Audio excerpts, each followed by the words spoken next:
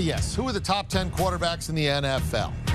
Well, CBS Sports NFL writer Sean Wagner-McGough, he came up with a list. Top 2, the last 2 MVPs, including Lamar Jackson, who was unanimous MVP last year, and that's followed by 3 and 4, couple of Super Bowl champs, Russell Wilson and Drew Brees. You see the rest of the list there, and who just missed, including Kirk Cousins, Aaron Rodgers, and Matt Ryan. All right, our quarterbacks, Danny Kanell, played in the NFL, led the Giants to a division title. And there he is, the man who actually stepped up and did it, Sean Wagner-McGough. First of all, let me give you a little credit, because it's very easy to take someone else's list where they go out on a limb and go, well, I don't like that, and I don't like that, and I don't like that. The hard part is actually going through it and making the list. So I'm glad you did it for us. Congratulations. Now, what was your criteria in making this list? How you think they're going to perform this year, what they did just last year, who you would take to win one game? I mean, there's a lot of different ways to make the list. How did you make the list? Yeah, I think it's the most important thing to note here is that this is a look ahead to the 2020 season. So this is not based on the 10 best quarterbacks in the 2019 season. This is not a list of the 10 quarterbacks I would draft right now to lead my franchise for the next 5 or 10 years. If it was that criteria, you'd see a lot more younger quarterbacks on the list like Kyler Murray and Joe Burrow. This is strictly looking ahead to the 2020 season and who I think when the season is over, assuming that we have a real actual NFL season, who the top 10 quarterbacks are going to be. And so that's why you get a guy like Aaron Rodgers, who we're going to talk about, who's not on the list, because I am expecting him to continue his decline that I think he's already shown over the past couple of years. And the last thing I would note is that if you read the article online, you probably can tell that I do put a lot of weight on statistics, and not just passing yards, completion percentage, and more basic statistics, but also advanced metrics like DVOA, like total QBR. And that's just, look, if you're not a stat guy, I understand. I'm not going to argue with you, but that is kind of the lens that I went through and used to make this list. Well, thank you for making it. Now, Danny, let's kill this list, all right? All right, let's have at it, because that's what we do here. What's your biggest problem with the list? Where do you have the biggest, why did he do this for me? Probably, I would commend you too, Sean, for doing this list. I would say Lamar Jackson being at 2 is too high. And it basically, for me, boils down to, even if you looked at just this season, I need to see him replicate what he did last year after defenses have a year to look at him on tape, to study him, and then to come up with a game plan. Like I've always said about Patrick Mahomes, there is no defense for what he does. Lamar Jackson, I think there is. Now, I don't think it's easy, and I think he could still be incredibly exciting to watch, and I still think he could have an incredible amount of success. But I'm very curious to see how Lamar Jackson does this season with a full body of work that defensive coordinators will be solely game planning just to keep him in the pocket, just to eliminate his legs, just to try to force him to do it through the air. I still love Lamar Jackson, but I would not have him at 2. But I actually love the fact that Russell Wilson is right behind him. So there's things that I love about this list and things I hate about it. I just wouldn't have Lamar Jackson quite that high. All right, go ahead, Sean. Tell me. I mean, look, the obvious thing is he did win the MVP unanimously last year, and he's not even number 1 in the list. I mean, I don't know what he had to do to be number 1. Danny doesn't even like him at number 2. You say what? He was far and away the best quarterback in football last season. And look, Danny, you mentioned maybe his limitations as a passer. He led the league in touchdown passes, even though he ranked 26th in passes thrown. So the level of efficiency that he demonstrated as a quarterback was off the charts. You know, we all know about his rushing ability, broke the single season record set by Michael Vick years and years ago. He did that pretty early in the season. And I'm not going to let one bad playoff game influence my rankings when I have an entire season's worth of data that says he was the best quarterback in football a year ago. And Danny, you're talking about how defenses, you know, now that they've seen this offense on tape, they have a full offseason to prepare for him.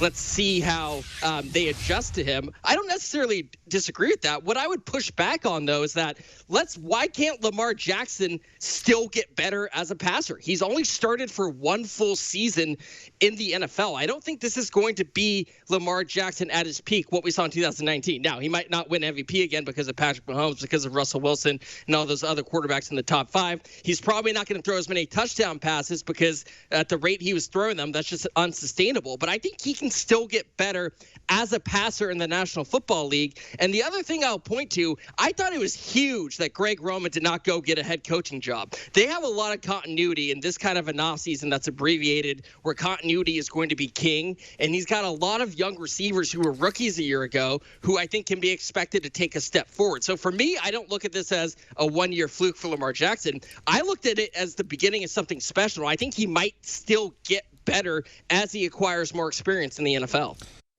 Danny, he also mentioned early on that Aaron Rodgers, he told why he didn't put him in the top 10, but Matthew Stafford's in the top 10. Aaron Rodgers isn't even the best quarterback in his division, says Sean Wagner-McGough. He says Matt Stafford over Aaron Rodgers. You coming with him on this one? No, I'm not on board with this one. I looked at the most overrated player on this list, and really Matthew Stafford was the name that jumped out to me. I mean, let's be honest. Matthew Stafford is basically a nicer, kinder, tougher version of Jay Cutler. He's got a really strong arm. He can put up massive numbers, but where are the wins? And specifically, where are the playoff wins? They're non-existent. And that, to me, is where Matthew Stafford is lacking throughout his career. And all of a sudden, we're just going to say it's magically going to appear this season when he's healthy, when he's got, this, Matt Patricia, who's definitely on the hot seat. He's just going to magically all of a sudden win games. To me, he's been a statistical monster, which is probably why Sean has him on here. But the quarterback position is all about winning games, and it just hasn't translated yet for Matthew Stafford for whatever reason. And that's why I think his days are numbered in Detroit. Yeah, I valued wins a little more. I mean, for example, Dak Prescott played 6 teams on the schedule last year who made the playoffs. He lost to all 6. And was brutal statistically every time he didn't play the Giants, the Skins, Miami, or Detroit, essentially. And he's the guy in the top 5. That would have been my sort of, I'm not so sure. Sean, I don't know what I would have done with Tom Brady. I don't know what I would have done with Roethlisberger. I don't know what to do with Carson Wentz. I don't know what to do even with Dak Prescott, a guy who had good statistical year, but again, doesn't beat anybody good. Who was the toughest guy to rank and why? Oh, it's definitely Big Ben, and I just couldn't leave him off the list. When you look at his entire body of work and how consistent he is year in, year out, you know what you're going to get from him. The problem is he's 38 years old. He's coming off elbow surgery. We've all seen the beard.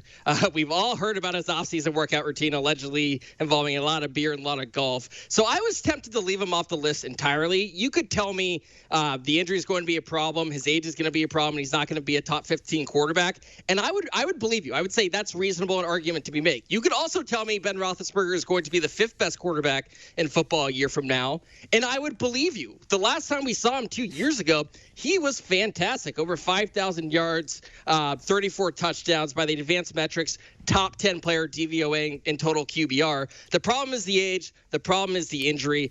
I decided to give him a bit of a boost and trust the resume just because of how good he's been for the last decade. But because of that elbow and because of his age, there's a lot of uncertainty around him. The toughest guy for me would have been Carson Wentz, because I can make a case from kind of anywhere on the board and off the board. Who would have been the toughest guy for you to rank, Danny?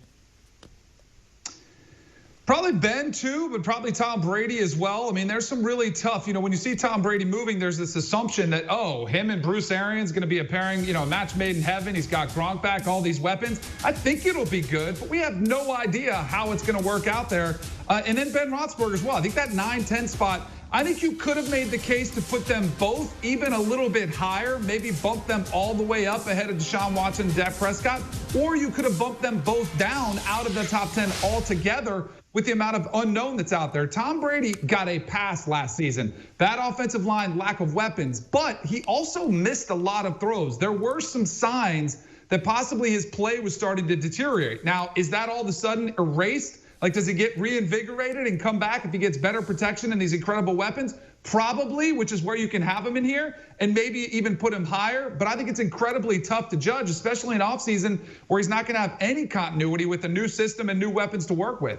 All right, now it's time for the Geico 15-second statement. We put 15 seconds on the clock. You give us a bold statement regarding the quarterbacks going forward this year. Sean, you gave us a wonderful list to be able to debate and attack. Now you get to go first. My bold prediction is that Russell Wilson will win the first MVP trophy of his career. When you think of value, when you think of quarterbacks that do more with less, I think Russell Wilson is the league leader. And I think the fact that he's never won an MVP award before will help give him the edge over someone like Patrick Mahomes. I love it. I almost wish I could double up on that one. But my bold statement is Kyler Murray. After a really impressive rookie season with 20 touchdowns and just 12 interceptions, I think he really laid a solid foundation. Cliff Kingsbury is going to work with him even more this offseason, implement some new strategies, some new schemes. And don't forget, he's getting DeAndre Hopkins, who I still think has an incredible amount of upside to him. And I think the defense is going to be better. So Kyler Murray and the Arizona Cardinals make the playoffs this season in a very tough division. Those were bold. I got to tell you, if either of those come true, I'm going to be very surprised, and we should save that tape because they would get a lot of credit. All right, it's not just the quarterbacks. Our team and family of experts have put together lists for running backs, wide receivers, tight ends. All week long, once a day, we get one of the skill positions, and we give you the top 10 in the NFL, and then we have a lot of fun breaking it down. Want a sports network that delivers everything that matters about the game? The highlights, the picks, the instant analysis. No yelling, no fake debates, no politics. Hit the subscribe button and never miss a moment.